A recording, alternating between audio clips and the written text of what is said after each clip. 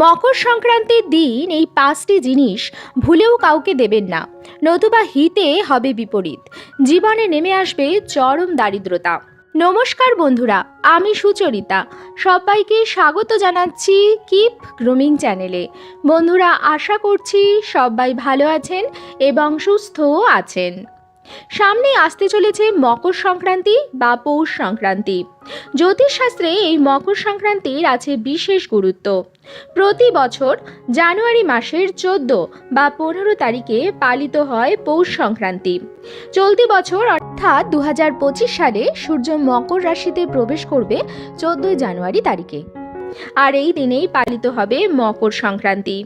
এই বিশেষ দিনে সূর্য দেবতার বিশেষ পুজো তো করা হয়ই, তার সাথে সাথে আমরা সবাই জানি যে গঙ্গা স্নানে পুণ্য অর্জন হয়। এই বিশেষ পুণ্য তিথিতে পবিত্র নদীতে স্নান এবং স্নান করবার পরে দানের বিশেষ গুরুত্ব রয়েছে। তাই যে যার সামর্থ্য মতো জিনিস দান করে থাকে। আমরা অনেকেই হয়তো জানি না যে মকর সংক্রান্তির এই পুণ্য তিথিতে কোন জিনিস দান করা শুভ এবং কোন জিনিস দান করতে নেই, কখন দান করা শুভ এবং কখন দান করতে নেই। আজকের ভিডিওটি সম্পূর্ণরূপে দেখলে আপনারা জানতে পেরে যাবেন পৌষ সংক্রান্তির দিন আপনারা কোন জিনিসগুলি ভুলেও দান করবেন না। এর ফলে আপনার সংসারে চরম বিপত্তি এবং বিপর্যয় নেমে আসতে পারে। তো চলুন বন্ধুরা, ভিডিওটি শুরু করা যাক। মূল পর্বে যাওয়ার আগে আমার সকল বন্ধুদের কাছে একটাই অনুরোধ করব যে ভিডিওটি সম্পূর্ণরূপে দেখুন। দেখার পর ভালো লাগলে অবশ্যই একটি লাইক করবেন, কমেন্টসে লিখে জানাবেন যে আপনারা মকর সংক্রান্তির দিন কী জিনিস দান করতে চান, এবং বন্ধুরা ভিডিওটি শেয়ার করবেন আপনাদের নিকট আত্মীয় স্বজন এবং বন্ধু বান্ধবদের সাথে, যাতে সবাই এই ভিডিওটি থেকে উপকৃত হয়। চলুন বন্ধুরা, আসা যাক মূল পর্বে। মকর সংক্রান্তির মূল প্রথা হল গঙ্গা স্নান, অন্নদান এবং মকর সংক্রান্তি উপলক্ষে বিশেষ খাবার দাবার তৈরি করা। আমাদের রাজ্যে এই দিন নানা ধরনের পিঠে ও পায়েস তৈরির প্রথা রয়েছে। আবার পশ্চিমবঙ্গ ব্যতীত অন্য রাজ্যগুলিতে কোথাও দই চূড়া, কোথাও খিচুড়ি, আবার কোথাও গুড় বা তিলের মিষ্টি তৈরি করা হয়ে থাকে। এই দিন বাড়িতে যেমন নানা প্রকারের ব্যঞ্জন তৈরি হয়, সেরকম পাড়া প্রতিবেশী, আত্মীয় স্বজন এবং বন্ধু বান্ধবদের সাথে সমস্ত খাবার ভাগ করে খাওয়া হয়। তাই এই দিন বাড়ি থেকে নানা রকম জিনিস পাড়া প্রতিবেশীদের দেয়া হয়, বন্ধু বান্ধবদের দেয়া হয়। আমরা সবাই জানি যে মকর সংক্রান্তি বা পৌষ সংক্রান্তিতে দান অবশ্যই করতে হয়, তাই যে যার সাধ্যমতো দান করে থাকে। চলুন বন্ধুরা, প্রথমে আপনাদের বলে দিই যে দান কোন জিনিসটি করবেন, এবং তারপর আমি আপনাদের বলে দেব যে কোন কোন জিনিসগুলি দান ভুলেও করবেন না এবং দান কখন করবেন। পৌষ মাসের শুক্লপক্ষের চতুর্থী তিথি শতভিষা নক্ষত্রের কারণে সকাল থেকেই শুভকাল শুরু হবে। মকর সংক্রান্তিতে সূর্য ধনু থেকে মকর রাশিতে প্রবেশ করে। মকর রাশিতে সূর্যের প্রবেশ অত্যন্ত শুভ বলে মনে করা হয়। এই দিনে পবিত্র নদীতে স্নান করে তিল, গুড় ও বস্ত্র দান করলে পুণ্য বৃদ্ধি পায়। বন্ধুরা, অনেকের পক্ষেই পবিত্র নদী বা পুণ্য নদীতে স্নান করা সম্ভব নয়, কিন্তু এই দিন দান করতে চাইলে সবার প্রথমে স্নান প্রয়োজন, এবং স্নান উল্লেখ্য যে পবিত্র নদীতে স্নান করতে হবে। তাই যদি আপনাদের নিকটে কোনো পবিত্র নদী না থাকে, তাহলে আমি বলবো যে আপনারা ঘরে স্নান করুন এবং স্নানের জলে সামান্য পরিমাণ কালো তিল মিশিয়ে স্নান করুন। স্নান হয়ে যাওয়ার পরে অবশ্যই নিজের সর্বাঙ্গে শুদ্ধ বস্ত্র পরে নিয়ে গঙ্গার জল ছেটাতে কিন্তু ভুলবেন না, এবং দান সবসময় স্নানের পরেই করবেন। মকর সংক্রান্তির দিন আমাদের বাঙালি বাড়িতে পিঠে, পুলি, পায়েস তো হয়েই থাকে। তার সাথে সাথে প্রথম আপনি খিচুড়ি বানান। আপনি নানা প্রকার ডাল দিয়ে এবং কালো তিল এবং গাওয়া ঘি সহযোগে শুদ্ধ ঘি দিয়ে খিচুড়ি বানাতে পারেন, এবং সেই খিচুড়িটি প্রথমে আপনার ঠাকুরের সিংহাসনে নিবেদন করুন, এবং তারপর আপনারা প্রসাদ হিসাবে সেই খিচুড়ি গ্রহণ করুন। সেই খিচুড়িতে কালো তিল দেবেন, গাওয়া ঘি দেবেন এবং সামান্য পরিমাণ হলেও বিউলির ডাল দিতে পারেন। এই খিচুড়ি আপনারা যেমন প্রসাদ হিসাবে গ্রহণ করবেন, ঠিক তেমনই এই খিচুড়ি আপনি আপনার পাড়া প্রতিবেশী, আত্মীয় স্বজন, বন্ধু বান্ধবদেরকেও দিতে পারেন। এই খিচুড়ি দেওয়া কিন্তু এই মকর সংক্রান্তির দিনে অত্যন্ত ভালো। এতে আপনাদের পারিবারিক সম্পর্ক অটুট হয়, ঘরে সুখ, শান্তি এবং সমৃদ্ধি বজায় থাকে। বন্ধুরা, এই দিন আপনি কালো তিলের নাড়ু বানাতে পারেন বা এমনি সাদা তিলেরও নাড়ু বানাতে পারেন গুড় দিয়ে। গুড় এবং তিল দিয়ে নাড়ু বানানো এবং তারপর সেই নাড়ু আপনি ভগবানকে ভোগ লাগিয়ে আপনার পাড়ার বাচ্চাদেরকে খাওয়াতে পারেন, আপনার বন্ধু বান্ধবকে খাওয়াতে পারেন মকর সংক্রান্তির দিন।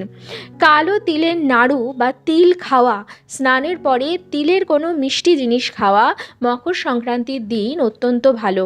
এর ফলে অসুখ থেকে সারা বছর সুরক্ষিত থাকবেন। বন্ধুরা, আজকাল সারা বছর যে রোগ জ্বালা যন্ত্রণায় আমরা ভুগি তার থেকে আপনি উদ্ধার হয়ে যাবেন। আপনার যদি এতে রাশিচক্রে রাহু এবং শনির দশা থাকে তাহলে অবশ্যই মকর সংক্রান্তির দিন আপনি বিউলির ডালের খিচুড়ি এবং তিলের নাড়ু খেতে ভুলবেন না। এবং এই দুটি জিনিস নিজে খাওয়ার আগে নিজের পরম আত্মীয়, বন্ধু বান্ধব, প্রতিবেশী বা পাড়ার বাচ্চাদেরকে খাইয়ে তারপরই কিন্তু আপনি খাবেন। পৌষ সংক্রান্তির দিন গুড় বা মিছরিও দান করতে পারেন। গুড় বা মিছরি দান করলে জীবনে মিষ্টতা আসে, অর্থাৎ আমাদের জীবনের যা তিক্ততা আছে, যা তেতো আছে, সেগুলো আমাদের জীবন থেকে সরে যায় এবং জীবনে মধুরতা আসে। তাই বন্ধুরা দেখবেন পৌষ সংক্রান্তির দিন এক বাড়ি থেকে আর এক বাড়িতে পিঠে পুলির আদান প্রদান হয়। অবাঙালি জায়গায়, বিশেষ করে বিহার, ঝাড়খণ্ড এরকম জায়গায় এক এক বাড়িতে গুড়, চূড়া, দহি এই সমস্ত খাওয়ার নিমন্ত্রণ করা হয় এবং লোকজন সেখানে গিয়ে খেয়ে থাকেন। এই দিন শস্য দান করাও অত্যন্ত ভালো। গঙ্গা স্নানের পরে শস্য দান করা, শস্য বলতে এখানে আমি চাল, ডাল, গম ইত্যাদিকে বোঝাচ্ছি। এই সমস্ত জিনিসগুলো দান করা অত্যন্ত ভালো। এই দিনে অন্ন দান করলে আপনার সারা জীবনে অন্ন, বস্ত্র, বাসস্থানের কোনো অভাব হয় না।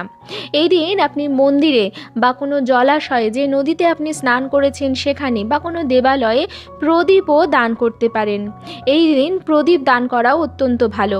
এছাড়া আপনার সাধ্য যদি বেশি হয় আপনি সোনা রূপও দান করতে পারেন। অন্যান্য যে কোনো দিনের থেকে মকর সংক্রান্তিতে দান করলে সর্বাধিক বেশি পুণ্য অর্জন হয়।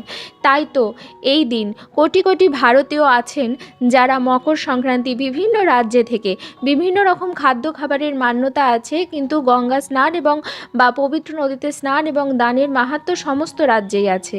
তাই সমস্ত রাজ্যেই দান করা হয়ে থাকে। এবার আমি বলবো যে কোন কোন জিনিসগুলো আপনারা ভুলেও দান করবেন না। এমন অনেক সময় হয় বন্ধুরা যে আমাদের ঘরে এমন কোনো জিনিস আছে যেটি কাজের কিন্তু আপনার কোনো কাজে লাগছে না, অর্থাৎ আপনার অব্যবহৃত কিন্তু পুরনো কোনো জিনিস, যেটা হয়তো আপনি ভাবছেন যে আমার কাজে লাগছে না, অন্য কোনো ব্যক্তিকে আমি দিয়ে দিই, তার হয়তো কাজে লাগবে। আপনার বহুদিন ধরে ঘরে থাকা অব্যবহৃত সেই জিনিসটি আপনি মকর সংক্রান্তির দিন কিন্তু ভুলেও কাউকে দান করবেন না। এই দিন কাউকে যদি কোনো কিছু দান করতে হয় আপনার ঘর থেকে কোনো জিনিস দান করবেন না। আপনি চাইলে কোনো জিনিস কিনেও দান করতে পারেন, কিন্তু আপনার ঘরের কোনো জিনিস সেই দিন, মানে কোনো জিনিস বলতে এখানে আমি কোনো রকম বস্ত্র বা কোনো অব্যবহৃত কোনো মেশিন এসবের কথা বলছি, সেই সমস্ত জিনিসগুলো কিন্তু মকর সংক্রান্তির দিন দান করবেন না। আপনি খাদ্য খাবার দিতে পারেন, কিন্তু এরকম অব্যবহৃত জিনিস যেটা আপনার কাজে লাগছে না আপনি সেরকম জিনিস দান করবেন না। দ্বিতীয় হচ্ছে ঝাঁটা। ঝাঁটা কখনোই দান করতে নেই। মকর সংক্রান্তির দিনও ভুলেও আপনি ঝাঁটা দান করবেন না। এতে মা লক্ষ্মী আপনার উপর রুষ্ট হবেন এবং আপনার গৃহ থেকে চির বিদায় নেবেন। তৃতীয় হচ্ছে ছুরি, কাঁচি, বটি বা কোদাল এই টাইপের ধারালো এই সমস্ত জিনিসপত্রগুলো, এগুলোও কিন্তু মকর সংক্রান্তির দিন ভুলেও কাউকে দান করবেন না। চতুর্থ হচ্ছে আমরা সবাই জানি যে মকর সংক্রান্তির দিন খাদ্য খাবার দেওয়া, নিকট আত্মীয়কে, গরিব মানুষকে, দুঃখী মানুষকে, ভিক্ষুককে, যে কোনো মানুষকে খাবার খাওয়ানো বা শস্য দান করা অত্যন্ত ভালো, অত্যন্ত পুণ্যের ফল, এটা আপনারা সঠিকই জানেন। কিন্তু ভুল করেও সেদিন বাসি খাবার কাউকে দেবেন না। আপনার ঘরে হয়তো আগের দিনের কিছু খাবার বেঁচে গেছে, আপনি গরিব মানুষকে সেগুলো মকর সংক্রান্তির দিন দেবেন না। এতে হিতে বিপরীত হবে। আপনার যদি খাওয়ানোরই হয় আপনি চাল ডাল ফুটিয়ে খিচুড়ি বানিয়ে অনেক গরিব মানুষকে খাওয়াতে পারেন। আপনি প্রতিবেশীদেরকে খিচুড়ি দিতে পারেন, আপনার বন্ধু বান্ধবকে ডেকে খিচুড়ি ভোগ খাওয়াতে পারেন। কিন্তু আপনার আগের দিনের খাবার যেটি বেঁচে গেছে সেরকম বাসি খাবার মকর সংক্রান্তির দিন কাউকেও দেবেন না। কাউকে বলতে এখানে আমি পশু পাখিকেও বোঝাচ্ছি। অনেক সময় কোনো বাসি খাবার আমরা পশু পাখিকে দিয়ে দিই। এই দিন কিন্তু গরুকে বাসি খাবার দিলে মহাপাপ হবে। তাই বন্ধুরা এই দিন আপনারা গরুকে সবুজ ঘাস খাওয়াতে পারেন, হাতে গড়া রুটি খাওয়াতে পারেন, কিন্তু কোনো রকম আগের রাতের বাসি খাবার গরুকেও খাওয়াবেন না। এই দিন বাসি খাবার দান করলে মহাপাপ হয়। তাই বন্ধুরা, আপনার সাধ্য সামর্থ্য মতো দান করুন। দান এমন বিষয় যেটি মানুষ সাধ্যের বাইরে গিয়ে করা কখনোই ঠিক নয়। আপনি আপনার সাধ্য মতো দান করুন, তবে যেটুকু দান করবেন অন্তর থেকে দান করবেন, এবং এই জন্যই দান করবেন যাতে অপর মানুষটি উপকৃত হয়। আপনি আপনার কোনো লাভের ইচ্ছায় দান করবেন না। মানুষের সেবার্থে দান করুন, আপনার পুণ্য অর্জনের জন্য দান করবেন না। তাহলে দানের পূর্ণ ফল থেকে আপনি বঞ্চিত হবেন।